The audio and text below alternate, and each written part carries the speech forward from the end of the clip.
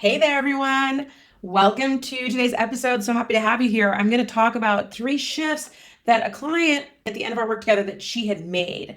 And I'm telling you what these are so that you can decide if these are shifts that you've made, or maybe you still need to make these shifts in terms of improving your sales as a consultant. One of the things that this client was dealing with is, first of all, there was so many distractions. She had a very busy life. And when she came to me, this was a really big challenge for her. Another thing is that she was getting clients and she had an excellent proven service. I mean, more than I think many, I should say, clients, like just locked in. So we knew that that wasn't the issue. And the other thing is she really was so committed to this process. She really was like, I'm going to figure this out. Tell me what to do. And so one of the things that I recognized in her throughout our work together is that there's kind of 3 stages that people go through when they're learning to sell effectively for their consulting business. And the first is really just intellectually understanding what you should do. Secondly, implementing what you've learned, because in this case, she was super busy and she kind of intellectually knew what to do, but she hadn't been implementing in an intentional way. And then the third phase is really integration, because we've all been there where we're like, I was told to do this or not do this. I know that intellectually, but somehow I'm not doing it. And then at some point you start doing it. But to be effective over the long term in your business and to create what we call sustainable success, you need to have that integration. So I'm going to talk through what she had learned. And not only had she reported to me, these were her biggest moments of transformation, she was also integrating. So let's get started. Welcome to the Sales by You podcast, where I talk about all things sales, mindset, LinkedIn, and how to build a lead to client sales process that works for you. I'm your host, Selena Guerrero, sales and LinkedIn coach. I help consultants and service providers attract high quality leads that become their best clients. If you're responsible for signing clients in your business and are ready to feel more confident and knowledgeable so you can reach your biggest revenue goals, then this is the show for you. Okay, so it was the end of our work together and we wanted to sit together and talk about all the things that she had learned. And I really said, like, what are the 3 key things you're walking away with? And the first thing she said to me was that she said, sales is a process. The other thing she said to me in this particular area was, I'm more intentional with my DMs and I'm not in a rush.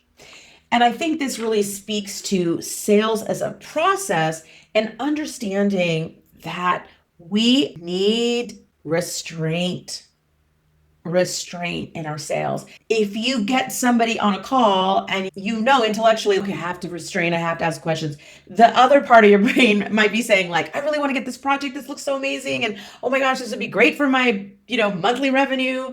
And the reality is when you see sales as a process, it's almost like you have to go through different doors to get to the next phase. And often what happens is you're in door 1 and you want to get to the end. And that is not the way sales is really done effectively. You're not going to increase your chances that you're going to get this client. Okay. So she really had really set grounded with that idea that sales is a process. She wasn't rushing. She was taking the steps that she needed to do one after the other to discover if this was a good fit and to have those conversations and to ultimately get the signed client. If it's just really funny. I think a lot of things you hear about is like, you got to close. That's the easiest part in a sense, if you have taken time for all of the steps before the close.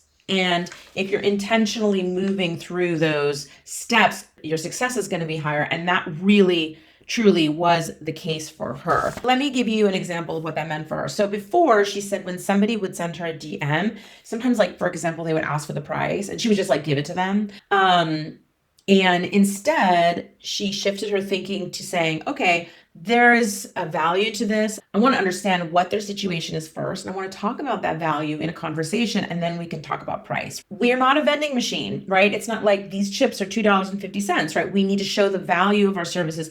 And not only just the value, but the value that specifically applies to the problem that they have.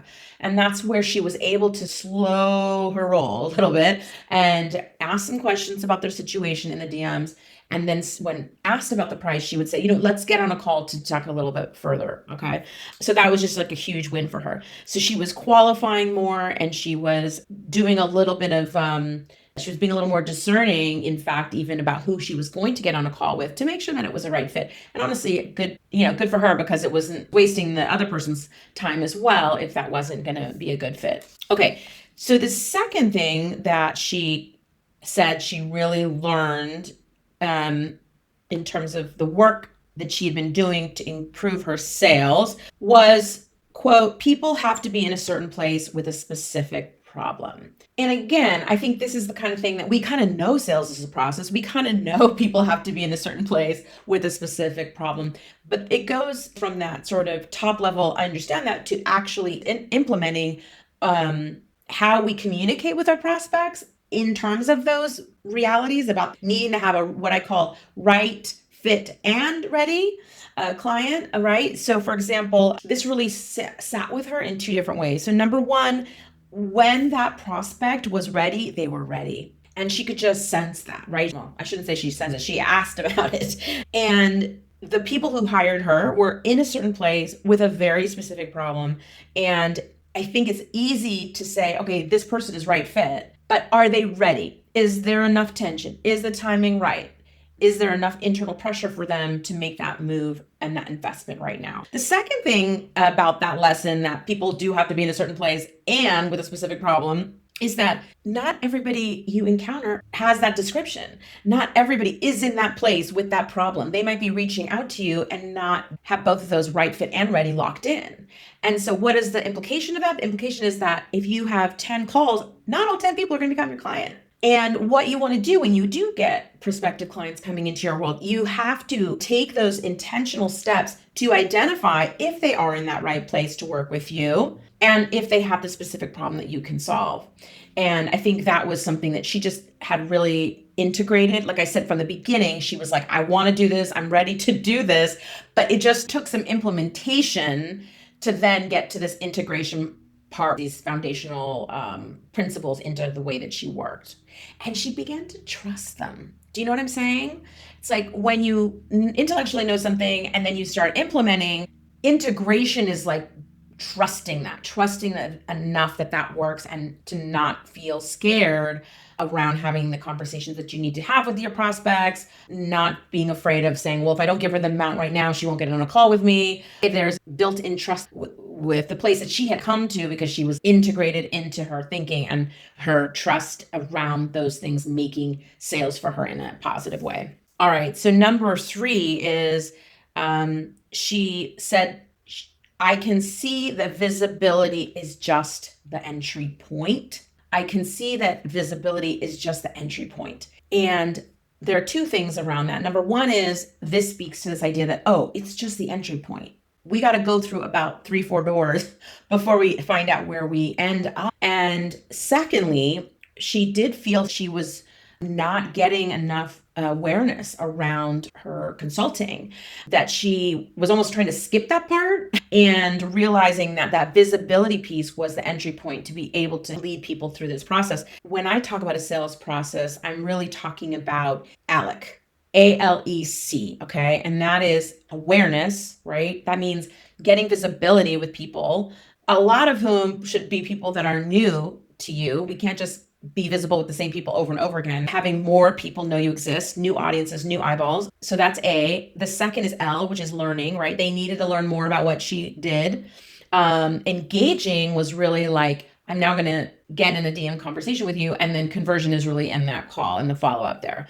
And so it's funny because when I first learned to sell many, many years ago, my boss, who really trained me how to sell in the fundamental and foundations of selling, he said, sales is follow-up. I left that job so long ago, and those words have stuck with me so deeply. That doesn't mean I'm going to keep sending emails saying just following up, but it implies that you're not going to make a sale in one single action. And this client had to let go of that anxiousness and that nervousness of trying to close this person right away and expect expanded how she was having these conversations. She was not rushing, she was communicating with intentionality. And that gave everybody the respect and the space they needed to make the decision to work together. So I just want to repeat one more time. It is about intellectually understanding these principles that I just talked through, implementing it, and then integrating it. And you cannot integrate and trust those things if you don't start implementing consistently. Okay. Now, I'm making a little bit of a pivot here. It's like a little tangent, a little coda. And that is this. If you've mostly gotten clients from referrals or word of mouth, when somebody reaches out via email and you get on the phone with them, they're going to move faster than if they never met you before. If you've mostly been getting your clients from referrals and word of mouth, here's what happens. Somebody reaches out to you via email, you have a little exchange, you go on to the call, and they have already been told by somebody else what you do, how good you are at doing it, and there's this built-in trust, which means the chances that they're going to hire you are not only higher, but they're going to move fast. And so if you're coming into your business and you're saying, hey, I'm used to things going really fast, you might actually move at the same speed with colder audiences that you would with warm referrals. And that's where a lot of people go wrong. Let me say that again. If somebody comes to you with a referral, they're already like 75% ready to hire you. When somebody who's not a referral or word of mouth and is coming to you through marketing, for example, they're what we would call colder, right? And they're going to need a slower pace in order to have time to understand who you are and trust you and know that you can actually help them. But if your sense of time is always way accelerated, and all of a sudden you're going to colder audiences, you're probably going to move at the same speed. And that's where you're going to crash and burn. And you're going to absolutely 1,000% lose those opportunities because you're pushing them too fast. You're not seeing the situation for what it is, which is that it needs to be a process. It needs to be slower. Let me give you an example. Referrals and word of mouth are kind of like putting food in the microwave, right? Your food is going to be hot in 2 minutes. But colder audiences is like cooking in the oven. It's going to take 30 minutes. Okay. And so we need to make sure that how we're spending that time is done with a little more space and conversation, because those people do not know you as well as somebody who's referred you from a past client. All right. So let's recap a little bit. Figure out where you are in terms of intellectually understanding something about how to sell, implementing it, and then integration. And if you're not at the integration place yet, just keep implementing, because you have to be able to trust yourself that slowing down, for example, and working with intention and not just giving them the price and the contract as soon as possible is going to work for you. So again, her main lessons, which is the lessons that I hope you have too, which is number 1, sales is a process. You need to not rush and move with intentionality. Number 2, people have to be in a certain place with a specific problem. They have to be right fit and ready. And as a result, not everybody's going to convert. So you're going to probably need more conversations, and not all of them are going to convert into clients. Third,